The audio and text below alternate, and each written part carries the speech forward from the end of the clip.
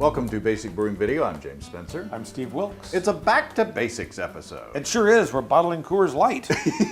Apparently.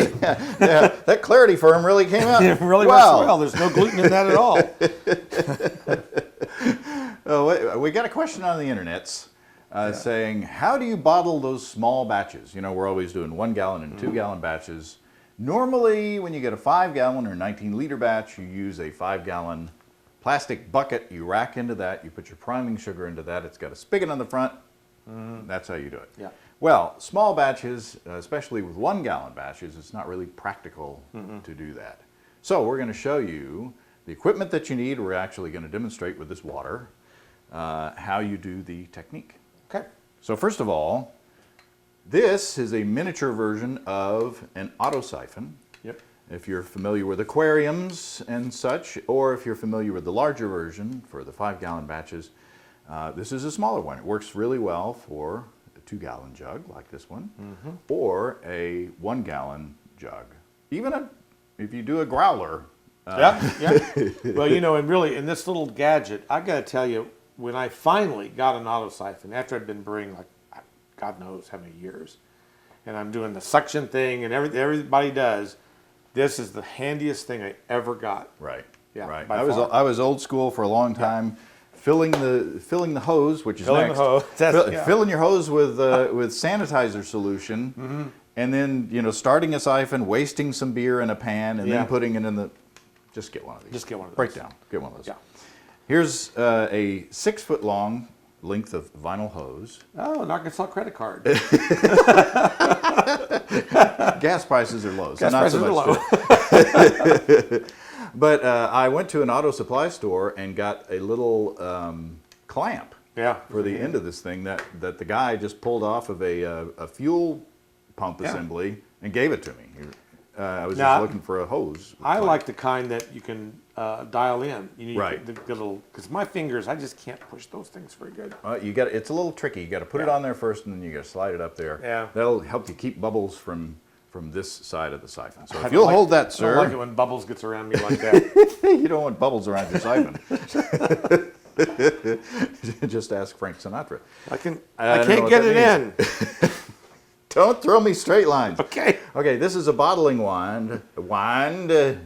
My wife. This is a bottling. Turned into Borat there all of a sudden. This is a bottling wand. You're familiar with this if you do any kind of bottling. It has a valve on the bottom that you push down when you put it in the bottle, and it releases the liquid. Now, we're going to put the bottling wand right on the end of our hose. So there you go. Yep. So that's our equipment that we need. Okay. Also what we need, and you can prime with like the proper amount of, say, table sugar right into each bottle, like in the old days. Or you can get these handy carbonation tablets. They look like little aspirins, but it's dextrose, which is corn sugar, which is what people use to prime beer. I use 4 of these per bottle. We're not going to use them today, obviously, because we're just demonstrating. And let me point out that it would not be a good idea to add priming sugar directly to the carboy as you would in a bottling bucket. Right. Because you've got all the trube and everything at the bottom. Right. And Right. yeast cake and everything. You want to stir that up. Yep. Okay.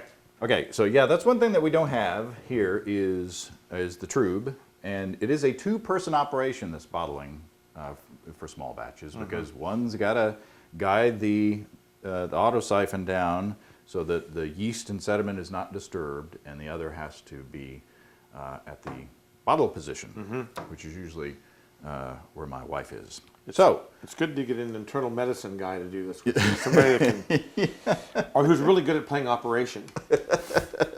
Okay, all right. Now I've got. Shall we dance? I've got to go this way. I got to go this way. All right. And we're going to be fancy today. We've got a camera 2. Woo. Hello, camera 2. Okay, so here we are. And we haven't rehearsed this, so this may turn out badly. Could be a disaster. So what you want to do is put the bottling wand, my wife. You put that in the bottle and you push down on it, and then Steve will start the siphon. I'm avoiding the trube. Avoiding the trube. Okay, I'm starting the siphon. So you start the siphon. There's our siphon. Now, It's going into the bottle. Trying not to show the top of my head.